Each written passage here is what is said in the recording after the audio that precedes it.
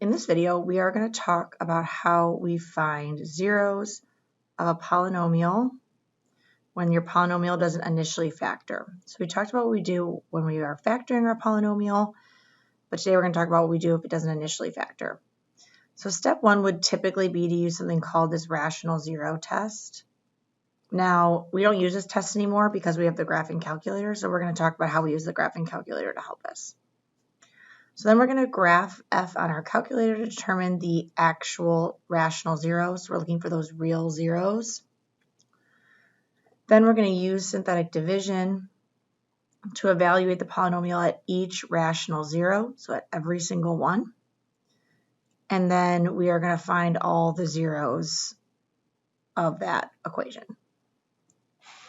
So first thing we need to do for this number one is I need to type it in my calculator, and then we're going to find some real zeros on the graphing calculator. So I'm going to open my graphing calculator, and I'm going to type in 3x, I'm going to go to y equals, and then type in 3x to the third plus 4x squared minus 5x minus 2. When I click graph, I'm graphing in a zoom standard, so I use option number 6 to make it look like this. Now I want to find 1, 2, 3 zeros and use the ones that are rational. So we're going to go to second trace, and I'm going to go to my 0 option. I'm going to move to the left side of that farthest left 0. Click enter. Move to the right side of that 0, click enter, and then guess. So that real 0 is at -2. Now I'm going to do this process again for the second real 0. Second trace, option 2. Go to the left side of this 0, which will be above, the right side, which will be below, and then guess. So -0.3 repeating. So at first, this doesn't look like a rational 0, but it actually 0.3 repeating is 1/3, so -0.3 repeating would be -1/3.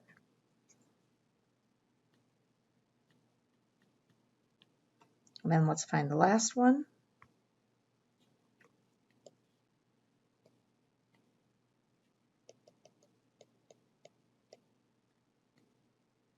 Left side, right side, 0, 1.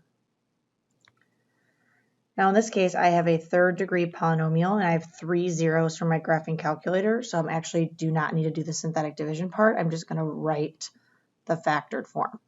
So -2 would be x plus 2. I'm going to skip the 1/3 for now. 1 would be x minus 1.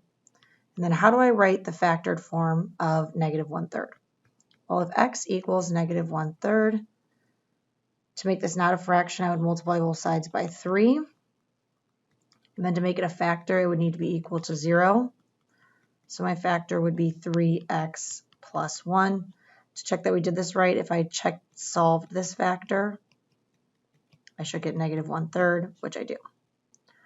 So that is how we would write -1/3 in factored form. The other part they want me to do is identify the zeros. Now in this case, I found all the zeros on my calculator, so I'm just going to recopy those down. If I did not find all the zeros on my calculator, I would need to finish solving for those, which we will need to do in number 2. So let's type number 2 into our graphing calculator.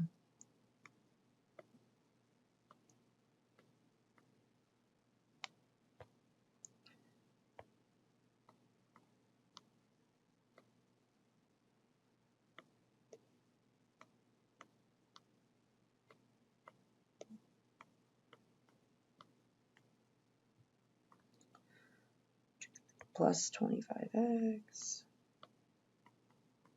Just make sure I type that in right. Okay, let's hit graph. And I can see I have 4 zeros I'm going to have to check. Now you could zoom out to see your whole graph, but you really don't need to because we're really only concerned about the zeros along the x-axis. So I'm going to find this first 0 all the way to the left first. So second trace, me get my cursor all the way to the left side, then to the right side, then guess means just going back to the left at this point. So negative 2.2360. So this is not a 0 I want to use because it's a decimal. And it's not a decimal that I can turn nicely into a fraction like the 0.3 repeating. So we're going to skip this one and hope that I have at least two other rational zeros. So I'm going to check this next one.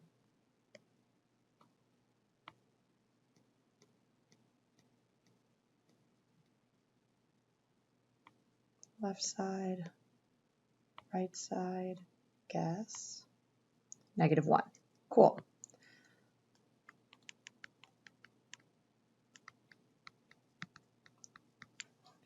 Let's keep going. Second trace, 0.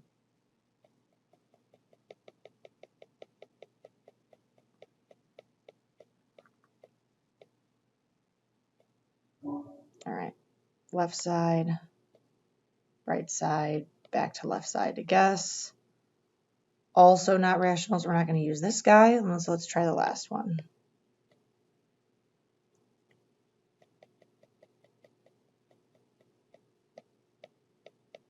It's going to go way down before it comes back up. Oh, now I went past it because I went positive. So looks like it's going from negative 18 to 13, and I can't even see my cursor on the screen. But I know that when it's negative, it'll be left side, and when it's positive, it'll be right side. So for left bound, I'm going to change my y to be negative. For right bound, I'm going to click right once and see that my y is positive. Click enter, and then I'm going to go back left one more time for the guess.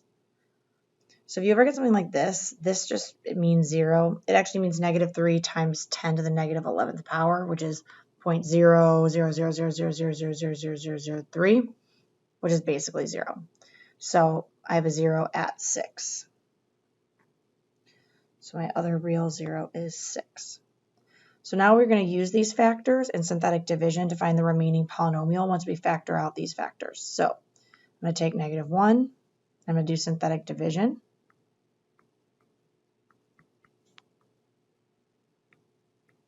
So bring down the 1, multiply, add, multiply negative 1 times 6, add, multiply negative 1 times negative 5, add, multiply 30 times negative 1, negative 30. And I get a remainder of 0, which is really good because that means negative 1's a factor, which we already knew, but it's always good to confirm by getting that remainder of 0. Now I'm going to take the polynomial that's left and divide it by the other factor that I found, which is 6. Now you could do these in either order. I could have done 6 first and negative 1 second. It doesn't matter. Bring down the 1, multiply, add, multiply, add, multiply, add. And again, I get a remainder of 0, which is good. So then how do I write the factored form of this? Well, one of my factors is negative 1. My other factor is positive 6. And then this would be x squared plus 0x minus 5. So really that's just x squared minus 5. Now to identify my zeros, I have a 0 at negative 1 and a 0 at positive 6, which I already knew. Then I need to find these zeros at, represented by this x squared minus 5. I'm going to do that by setting it equal to 0 and solving for x. So my other two zeros would be plus or minus the square root of 5. All right, we're going to do the same process now for number 3. So I'm going to type this into the graphing calculator.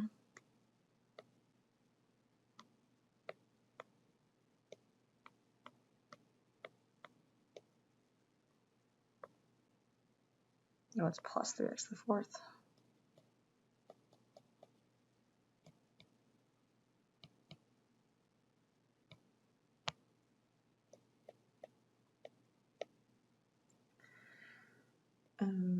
Minus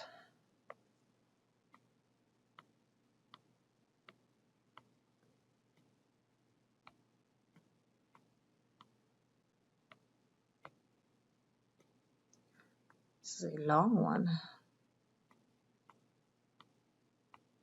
So we just double check I typed that in correctly. All right, looks good. Hit graph. I have 1, 2, 3, 4 zeros. So I'm going to check for all of those. So second trace, 0. We go all the way over to the most left one and work my way back from left to right. The left side is going to be below. The right side is going to be above, which I can't see the cursor. It's just above 10, so it's probably up here, but that's okay. Click enter. Guess. Click enter. So it's not a rational 0, so I'm not going to use this guy, so I'm going to move on to this guy.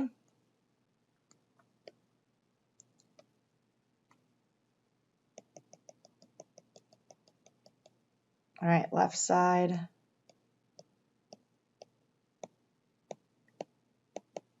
Right side. Guess. -1.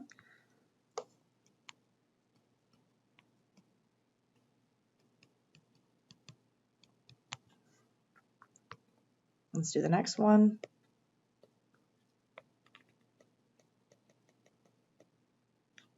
Left side, right side, guess. Also not rationals, we're going to skip that. Second trace. Left side. Oops. Right side, can't see it again, but that's okay. Guess, go back to the left. 2.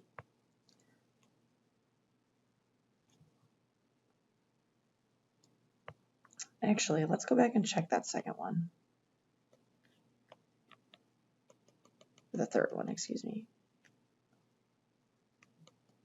Left side, right side, guess.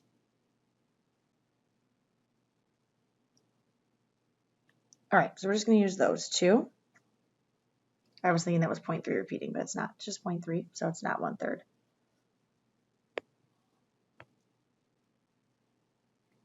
All right, so now I'm going to do synthetic division. The other thing we need to think about, though, is that this 0 at -1 has a multiplicity of 2. So what does that mean? Mult of 2. So multiplicity of 2 means that the factor would look like this, meaning that really there's 2 factors there at -1. So we're actually going to use synthetic division and divide by -1 twice. It's 1, 3. -4, -11, -3, 2. Bring down, multiply, add, multiply, add, multiply, add, multiply, add, multiply, add. Remainder of 0. Good. Now I'm going to do -1 again, because again, I had the multiplicity of 2. So bring it down, multiply, bring it down, multiply, bring it down, multiply, add. Remainder of 0, good. Now I'm going to do long synthetic division with the 2. Bring it down, multiply, add, multiply, add, multiply, add. Remainder of 0. All right, so what is my factored form going to look like? Well, I kind of already talked about that. The -1 has a multiplicity of 2, so that's going to be x plus 1 quantity squared. The positive 2 would be x minus 2. And then this guy would be x squared plus 3x minus 1.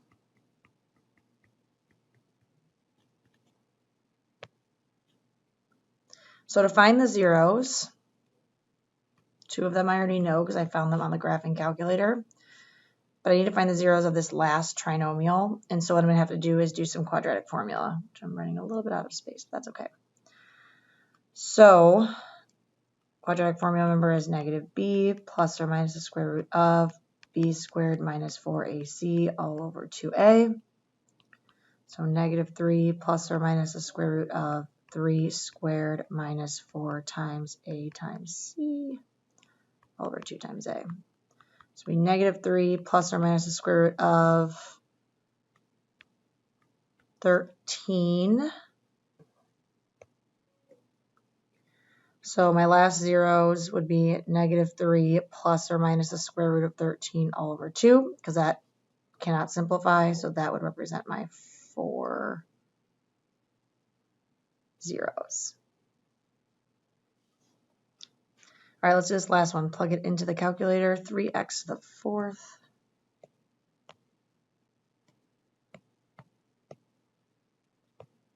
minus 2x cubed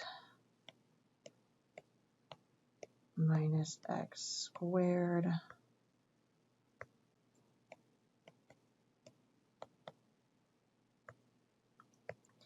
right, graph. All right, I see two real zeros here and here. So let's see if those are numbers I want to use. Get to the left, get to the right, guess. Again, that negative 0.3 repeating, so that's going to be negative 1/3.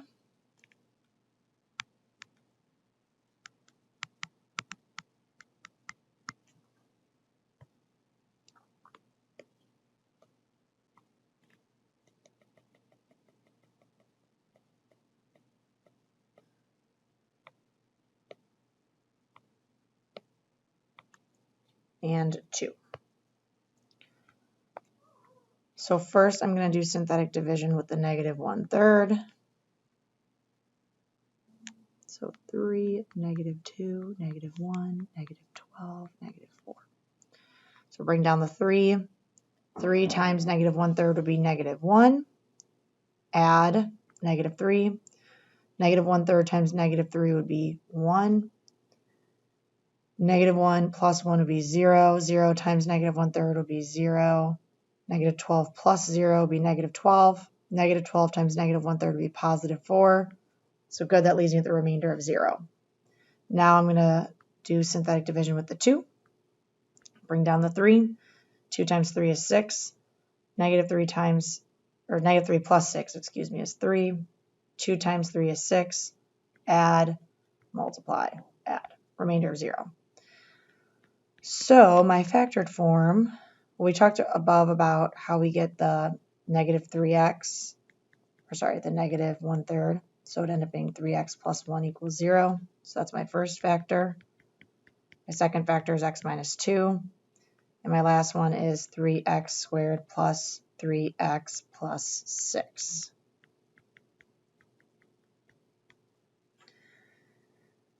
Now, you'd always want to try to factor it first, but even if I take out a GCF, I would have x squared plus x plus 2, and nothing multiplies to 2 and adds to 1. I would have to have a negative 2 here. So again, unfortunately, we are going to have to use quadratic formula. So negative b plus or minus the square root of b squared minus 4ac all over 2a.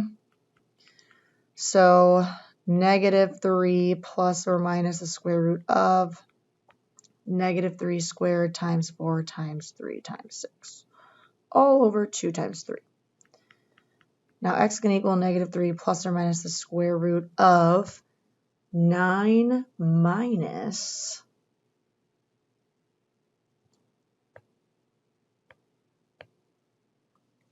72, which will give me negative 63. All right, so this is going to be simplified. If I have negative 63, well, it's obviously going to have an I, but then 63 would break down into 9 times 7. So that would give me 3 square root 7 I.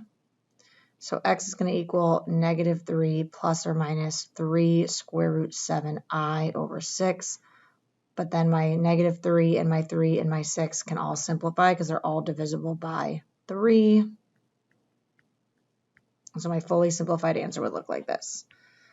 So my zeros are negative 1/3, 2, and negative 1 plus or minus the square root of 7i all over 2.